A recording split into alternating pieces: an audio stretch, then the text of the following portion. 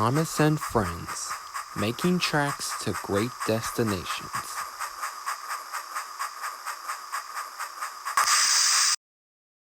This is a story about Henry the Green Engine. Henry was often ill and couldn't work, but then he tried some special wash coal and got the chance to show everyone just what he could do. Henry was a big engine. Sometimes he could pull trains, but sometimes he felt too weak and had to stay in the yard. One morning, Henry was feeling very sorry for himself. "I suffer dreadfully and no one cares," he said. "Rubbish, Henry," snorted James. "You don't work hard enough." Sir Topham Hatt spoke to Henry. "You're too expensive, Henry," he said. "You've had lots of new parts and a new coat of paint, but they have done you no good. If we can't make you better, we will have to get another engine instead of you." This made Henry, his driver, and his fireman very sad.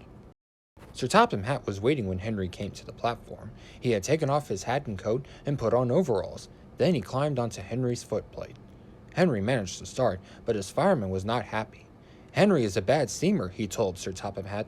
"I build up his fire, but it doesn't give enough heat." Henry tried very hard to pull the train, but it was no good. He didn't have enough steam. He gradually came to a stop outside Edward's station. "Oh dear," thought Henry. "now I shall be sent away. Oh dear, oh dear." Henry went slowly into a siding, and Edward took charge of the train. "What do you think is wrong, fireman?" asked Sir Topham Hatt. "It's the coal, sir," he answered. "It hasn't been very good lately. The other engines can manage because they have big fireboxes, but Henry's is small and can't make enough heat. With Welsh coal, he'd be a different engine." "It's expensive," said Sir Topham Hatt. "But Henry must have a fair chance. I'll send James to fetch some." Henry's driver and fireman were very excited when the coal came. "Now we'll show them, Henry, old fellow," they said. They carefully oiled Henry's joints and polished his brass until it shone like gold. Henry felt very proud. Then Henry's fireman carefully made his fire. He put large lumps of coal like a wall around the outside of the fire. Then he covered the glowing middle part with smaller lumps. "You're spoiling my fire," complained Henry. "Wait and see," said the fireman. "We'll have a roaring fire just when we need it." The fireman was right. When Henry reached the platform, the water was boiling nicely, and he had to let off steam. "Shh!" "How are you, Henry?" asked Sir Topham Hatt. "Beep, beep, beep," whistled Henry. "I feel fine." "Do you have a good fire, driver?" asked Sir Topham Hatt.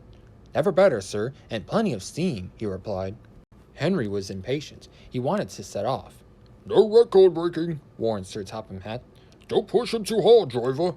"Henry won't need pushing, sir," the driver replied. "I'll have to hold him back." Henry had a lovely day. He had never felt so well in his life. He wanted to go fast, but his driver wouldn't let him. "Steady, old fellow," he said. "There's plenty of time." But still, Henry went quite fast, and they arrived at the station early. Thomas puffed in. "Where have you been, lazybones?" asked Henry. But before Thomas could answer, Henry was off again. "I can't wait for slow tank engines like you," he said. "Goodbye." And he sped off. "Whoosh!" said Thomas to the coaches. "Have you ever seen anything like it?" Both Annie and Clarabelle agreed that they never had. Henry was very happy. With this new Welsh coal, he could work as hard as the other engines. Then one day, Henry had a crash, and Sir Topham Hatt sent him to be mended. Workmen gave Henry a brand new shape and a bigger firebox, so he wouldn't need special coal anymore. Now Henry is so splendid and strong, he sometimes pulls the express. "Beep, beep, beep, beep, beep," whistles Henry happily.